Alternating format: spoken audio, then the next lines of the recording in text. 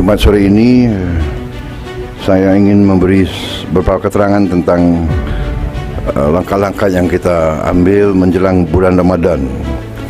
Tentunya nanti sore Kementerian Agama akan menggelar sidang isbat awal Ramadan 1446 Hijriah untuk menentukan waktu awal puasa bagi umat Islam di Indonesia. Tentunya saya ingin mengucapkan selamat menjalankan ibadah puasa Ramadan bagi semua umat Islam yang menjalankannya. Juga mohon maaf lahir dan batin. Semoga ibadah kita diterima oleh Allah Subhanahu wa taala. Saya dalam beberapa pekan terakhir terus memantau perkembangan situasi produksi dan harga-harga pangan, dan saya juga sudah menyampaikan instruksi kepada Menko Pangan, Menteri Perdagangan, Menteri Pertanian, semua menteri terkait untuk memastikan ketersediaan bahan pokok dan mencegah adanya kenaikan dan lonjakan harga yang spekulatif.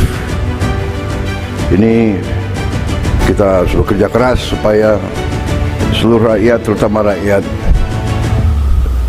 paling memerlukan, harus dapat menjangkau harga bahan-bahan tersebut. Dan saya yakin dan percaya kita akan lakukan itu, dan sudah kita lakukan itu. Tidak hanya pemantauan, tapi mengambil langkah-langkah eksekutif, langkah-langkah efektif untuk menjamin tidak ada spekulan-spekulan yang memanfaatkan kesempatan Ramadan ini untuk menaikkan harga yang tidak masuk akal. Kemudian Menteri Perhubungan, Menteri BUMN, Menteri PU, dan semua menteri terkait juga terus-menerus akan memantau dan memastikan semua fasilitas transportasi dan pelayanan publik dapat berjalan lancar, aman, dan memudahkan arus mudik masyarakat. Kita juga mempersiapkan penurunan harga tiket pesawat selama 2 minggu yang akan datang, dan juga penurunan tarif jalan tol di beberapa ruas jalan utama di saat liburan Idul Fitri dan Hari Raya Nyepi yang waktunya kali ini sangat berdekatan. Saya kira itu yang ingin saya sampaikan, saudara-saudara. Sekali lagi, bagi yang berpuasa, selamat berpuasa, dan marilah kita jalankan bulan Ramadan ini dengan baik, dengan tenang dan khusyuk. Terima kasih. Wassalamualaikum warahmatullahi wabarakatuh. Shalom salve om, santi santi santi om, namo buddhaya, salam kebajikan. Terima kasih. Selesai.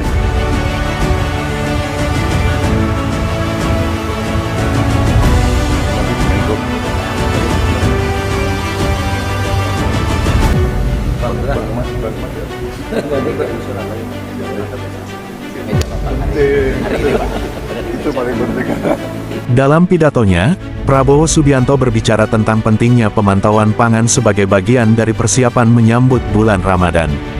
Topik ini sangat relevan mengingat bulan Ramadan adalah waktu yang penuh berkah bagi umat muslim, namun juga dapat menimbulkan tantangan terkait kebutuhan pangan dan kestabilan harga.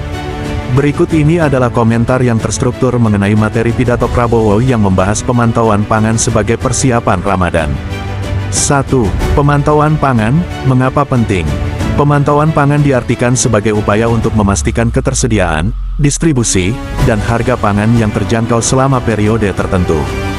Dalam konteks Ramadan, Hal ini menjadi sangat penting mengingat konsumsi pangan biasanya meningkat, baik dalam jumlah maupun jenis pangan tertentu, seperti beras, daging, sayuran, dan produk-produk lainnya yang banyak digunakan dalam menu berbuka puasa dan sahur. Jika pasokan pangan tidak dapat memenuhi permintaan yang meningkat atau harga pangan melonjak tajam, hal ini dapat menyebabkan kesulitan ekonomi bagi sebagian masyarakat. Oleh karena itu, pemantauan pangan bertujuan untuk menjaga stabilitas harga dan memastikan kebutuhan pangan dapat dijangkau oleh seluruh lapisan masyarakat. 2. Strategi yang harus diterapkan. Dalam pidatonya, Prabowo mungkin menekankan perlunya kolaborasi antara pemerintah, sektor swasta, dan masyarakat dalam melakukan pemantauan pangan. Pemerintah memiliki peran sentral dalam menyediakan data yang akurat mengenai pasokan dan permintaan pangan serta mengawasi distribusi barang agar tidak ada penyimpangan yang merugikan konsumen. Selain itu, pemerintah dapat mengarahkan kebijakan untuk memperkuat sistem logistik dan infrastruktur distribusi pangan agar pangan sampai ke konsumen dengan harga yang wajar. Misalnya, melibatkan lembaga-lembaga seperti Bulog Badan Urusan Logistik dalam memastikan pasokan beras dan kebutuhan pokok lainnya tidak terhambat. 3. Mengatasi lonjakan harga pangan. Salah satu isu yang sering muncul menjelang Ramadan adalah lonjakan harga pangan, yang bisa terjadi karena peningkatan permintaan yang tidak diimbangi dengan penambahan pasokan yang memadai. Oleh karena itu, penting untuk memantau dan menganalisis fluktuasi harga, serta merumuskan langkah-langkah mitigasi agar masyarakat tetap bisa mendapatkan pangan dengan harga yang wajar. Tindakan seperti pengaturan harga eceran tertinggi, pengawasan ketat terhadap pedagang, dan pemberian subsidi pangan tertentu mungkin menjadi langkah yang perlu dipertimbangkan untuk menjaga kestabilan harga. 4. Kesiapan pemerintah dalam menghadapi potensi krisis pangan. Selain itu, kesiapan pemerintah dalam menghadapi potensi krisis pangan juga sangat penting. Pemantauan yang dilakukan tidak hanya mengandalkan data sesaat, tetapi juga harus mencakup proyeksi dan antisipasi jangka panjang terhadap potensi gangguan pasokan pangan.